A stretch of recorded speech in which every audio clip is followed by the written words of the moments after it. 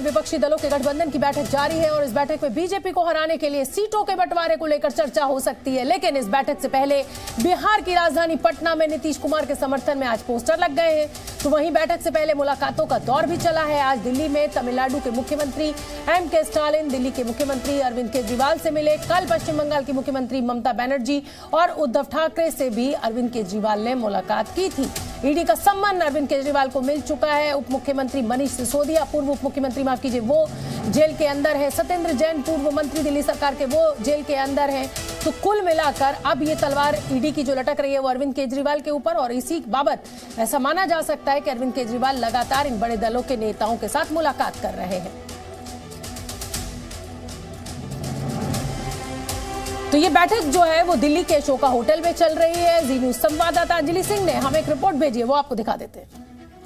India alliance के तमाम बड़े लीडर्स की बैठक, ये चौथी बैठक जो कि आज दिल्ली में हो रही है, और यहाँ पर होटल अशोका में ये बैठक रखी गई है। इसमें आप देखेंगे ये वो कक्ष है जहाँ पर फिलहाल बैठक जो है इन तमाम बड़े लीडर्स के बीच में शुरू हो गई है। इस चौथी बैठक में कई अहम फैसले लिए जाने हैं। केसी वेणुगोपाल को इस समय आप तस्वीरों में देख सकते हैं, जो यहाँ बाहर ही मौजूद है। इसके ठीक पीछे की ओर वो बैठक हॉल है जहाँ पर तमाम नेता जो हैं घटक दलों के वो पहुँच गए हैं। और इस बार जहाँ तक बैठक के एजेंडा की बात करें तो काफी अहम हो जाएगा, क्योंकि 2024 के लोकसभा चुनावों की तैयारी को लेकर ये बैठक जो है बेहद अहम है। इस पूरे तमाम घटक दलों के लिए, इस पूरे अलायंस के लिए, क्योंकि जिस तरह से अभी 5 राज्यों के जो विधानसभा चुनाव हुए उसमें जिस तरह के नतीजे आए, उसके बाद बेहद अहम हो जाता है कि तमाम जो अलग अलग पार्टियां हैं जो इंडिया अलायंस का हिस्सा हैं, उनके बीच में ये समन्वय बन पाए कि वो किस तरह से एकजुट होकर चुनाव लड़ेंगे।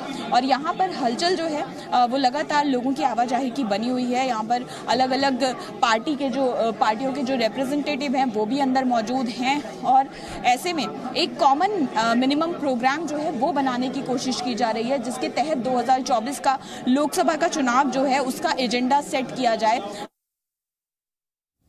तो ये आपने अंजलि सिंह की रिपोर्ट देखी, और अब अंजलि मेरे साथ लाइव जुड़ रही हैं अशोका होटल से। अंजलि, ये बैठक अभी भी जारी है, बताइए क्या हलचल, क्या तस्वीरें, क्योंकि आज इंडिया गठबंधन की ये बैठक बेहद अहम हो जाती है। चौथी बार ये बैठक होने जा रही है, और सीट शेयरिंग मुझे लगता है कि आज, और एक कॉमन मिनिमम प्रोग्राम, इन सभी 26 दलों को या जितने भी ये दल है उनको एक एजेंडे के तहत आगे बढ़ना होगा अगर बीजेपी से लड़ना है, मोदी से लड़ना है।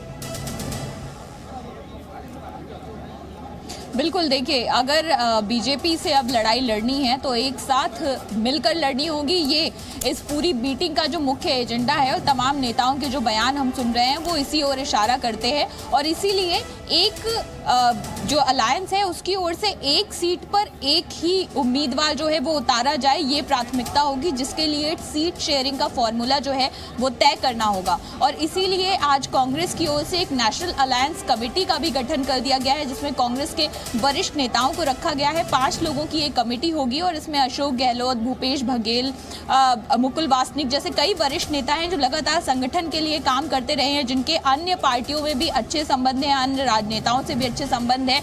तो इन लोगों को आगे रखने की एक बड़ी वजह ये भी है कि जब कांग्रेस की ओर से इन सीट शेयरिंग के लिए या अन्य एजेंडा के लिए जब बातचीत की जाए तो ये नेता उसमें आगे रहें, ताकि एक वरिष्ठ नेताओं के रिप्रेजेंटेशन के साथ साथ संगठन से जुड़े हुए लोग जो उसकी बारीकियों को समझते हैं वो चीजें भी आगे रखी जाएं। क्योंकि देखिए, जिस तरह से नतीजे आए हैं पिछले 5 जो विधानसभा 5 राज्यों के चुनाव जो हुए, वहां पर उसके बाद कांग्रेस को भी ये समझ आ रहा है कि अब कहीं ना कहीं बैकफुट पर भी आना पड़ेगा, यानी कुछ सीटों पे त्याग जो है आपको करना पड़ेगा। तो कई ऐसे राज्य हैं जहां पर इस तरह की स्थिति आ सकती है, और ऐसे में ये कमेटी जो है काम करेगी। जी, बनी रही है अंजलि आप मेरे साथ। इस समय की बड़ी खबर अपने दर्शकों को बता दें, गठबंधन के लिए कांग्रेस ने नेशनल कमेटी का गठन किया है, जैसा कि अंजलि ने भी जानकारी दी, जिसमें कांग्रेस के 5 वरिष्ठ नेता अशोक गहलोत, भूपेश बघेल, सलमान खुर्शीद, मुकुल वासनिक और मोहन प्रकाश को शामिल किया गया है। ये 5 नेता लोकसभा चुनावों के लिए सीट शेयरिंग पर बात करेंगे और आम सहमति बनाने की कोशिश करेंगे।